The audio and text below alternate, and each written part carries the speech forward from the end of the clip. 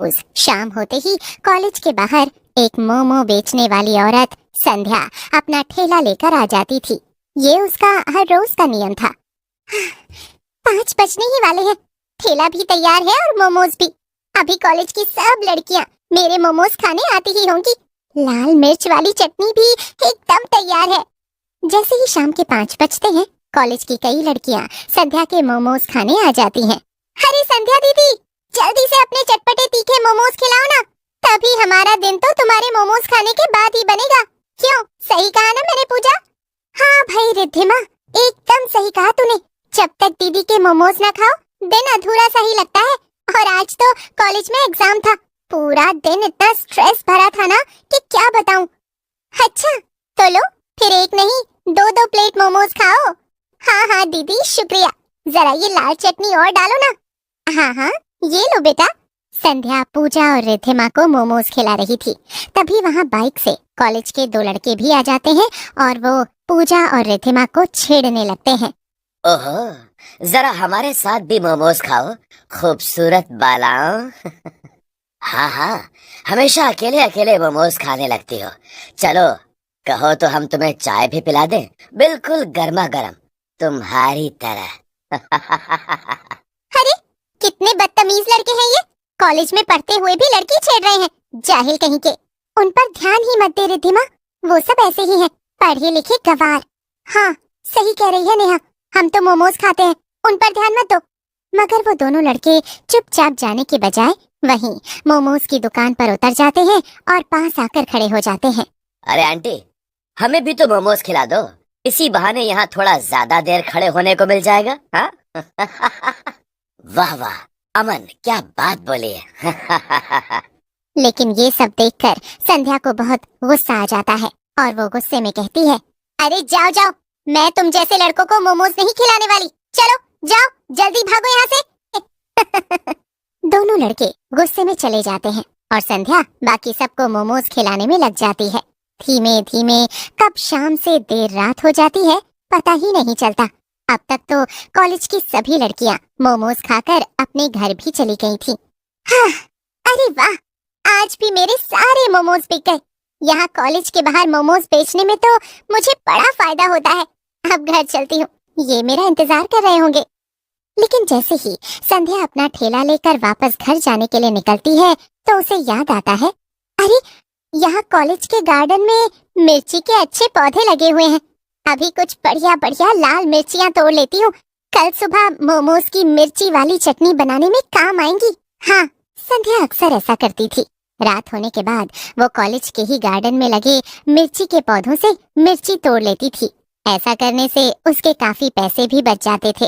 लेकिन उसे नहीं पता था कि आज उस पर कोई नजर रखे हुए था। ये कोई और नहीं, अमन और रोहित ही थे।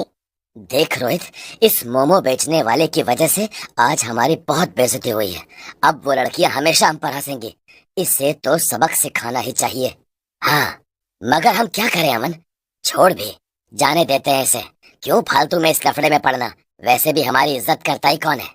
अरे ऐसे कैसे, तू जानता है ना रोहित कि मुझे बिल्कुल बर्दाश्त नहीं कोई मेरी बेइज्जती करे। मैं तो इन्हें सबक सिखा कर ही रहूंगा। अमन और रोहित संध्या को बड़े ध्यान से देख रहे थे। वो देखते हैं कि संध्या कॉलेज के अंदर गार्डन में जाती है, कुछ लाल मिर्ची तोड़कर अपने झोले में डाल लेती है और फिर बाहर आकर अपने घर की तरफ जाने लगती है। देख रोहित, ये गरीब मोमो बेचने वाली औरत ने हमारे कॉलेज के गार्डन से मिर्ची चुराई। अभी हम बाइक से इसका मिर्ची वाला झोला लेकर भाग जाते हैं। और अमन ऐसा ही करता है।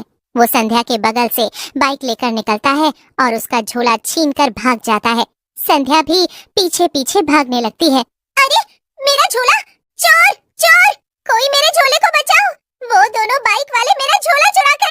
मगर बेचारी संध्या उनके पीछे पीछे भाग रही थी। अचानक से पीछे से एक ट्रक आ जाता है और संध्या का एक्सीडेंट हो जाता है। संध्या तुरंत मर जाती है और एक चुड़ैल में बदल जाती है। वहीं रोहित और अमन ये नजारा देखकर बहुत डर जाते हैं। अमन, ये क्या, ये मोमो बेचने वाली तो मर गई। ये सब हमारी गलती है, हमें इसके साथ ऐसा मजाक नहीं करना चाहिए था। मुझे बहुत डर लग रहा है। भला इसमें हमारी क्या गलती, वो तो खुद ही ट्रक के सामने आ गई ना रोहित। चल चल यहाँ से भागते हैं, यहाँ रुकेंगे तो फंस जाएंगे। अमन और रोहित जल्दी से अपने घर पहुंच जाते हैं। रात के 12 बजते ही अमन के घर के बाहर तेज घंटी की आवाज सुनाई देने लगती है। जैसे ही अमन घर के बाहर जाकर देखता है तो उसके रोंगटे खड़े हो जाते हैं। बाहर एक चुड़ैल मोमो के ठेले के पास खड़ी थी। अरे अमन, आ गए तुम? लो, गर्मा गर्म मिर्ची के मोमोज खाओ, एकदम स्वादिष्ट है। क्या मोमोज? यानी तुम कहीं वो मोमो बेचने वाली औरत तो नहीं? तुम चुड़ैल बन गई हो? मुझे तो आज पता चला कि आदमियों में भी दिमाग होता है। तो चल, अब ये मोमो जल्दी से खा ले, वरना ये भी तुझे पता ही होगा कि मैं तेरा क्या हाल करूंगी। किसी तरह डरते डरते अमन चुड़ैल के हाथ से मोमो की प्लेट लेता है और एक मोमो मुंह में डालता है, लेकिन मोमो खाते ही उसके कान और मुंह से धुआं निकलने लगता है। अरे बाप रे, तीखा तीखा, बचाओ बचाओ, इतने तीखे मोमोज, बचाओ बचाओ, इन्हें मैं कैसे खाऊं? बेचारा अमन पानी पीने के लिए घर के अंदर जाने की कोशिश करता है, मगर चुड़ैल अपने लंबे हाथों से अमन का गला पकड़ लेती है। कहीं नहीं जाएगा तू, यहीं खड़ा रहेगा और ये सारे मोमोज एक एक करके खत्म करेगा, और वो भी अभी के अभी। वरना मैं तुझे ही मोमो बना दूंगी। अब तो अमन के पास कोई और चारा भी नहीं था। एक ही मोमो उसे इतना तीखा लग गया था, लेकिन फिर भी वो एक के बाद एक किसी तरह प्लेट में रखे बाकी मोमोज भी खाता है। बकवास बंद कर और जल्दी ये सब खत्म कर। अब मैं ये तुझे बचाने वाला यहाँ कोई नहीं आने वाला। अब तुझे मेरे ये मिर्ची मोमोज खाने ही पड़ेंगे, समझा? चल जल्दी जल्दी ये पूरी प्लेट खत्म कर। क्या मोमोज खाने पड़ेंगे? बस इतना ही? ये तो मैं अभी चुटकियों में कर दूं। मोमोज तो मुझे बहुत पसंद है। रोहित जैसे ही मुंह में एक मोमो रखता है तो उसकी जबान जलने लगती है। मोमो में इतनी ज्यादा मिर्ची थी, लेकिन चुड़ैल रोहित को पानी पीने नहीं जाने देती और जबरदस्ती उसे पूरी प्लेट मोमोज खिलाती है और फिर वो गायब हो जाती है। कई दिनों तक ऐसा ही चलता है। वो बदला लेने के लिए रोज रात में रोहित और अमन के घर के बाहर आने लगती है। फिर एक दिन वो दोनों सोचते हैं, रोहित, हमसे बहुत बड़ी गलती हो गई। इसकी सजा हम पिछले 2 हफ्तों से भुगत रहे हैं। ये मिर्ची वाले मोमो खा खा कर तो हालत इतनी खराब हो गई है कि मैं पूरा दिन कुछ और खा ही नहीं पाता। ये चुड़ैल मिर्ची वाले मोमोज बनाने के लिए मिर्ची कहाँ से लाती होगी? अपने कॉलेज के गार्डन से ही ना। पहले भी तो वो यहीं से मिर्ची लेती थी। तो क्यों ना हम ये मिर्ची के सब पौधे ही बर्बाद कर दें और यहाँ से गायब कर दें। दोनों अमन और रोहित मिलकर मिर्ची के पौधों को जमीन से निकालकर दूर नदी में फेंक आते हैं।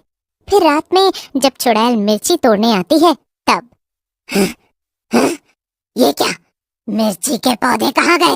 अब मैं उन दोनों से बदला लेने के लिए मिर्ची के मोमोज कैसे बनाऊंगी?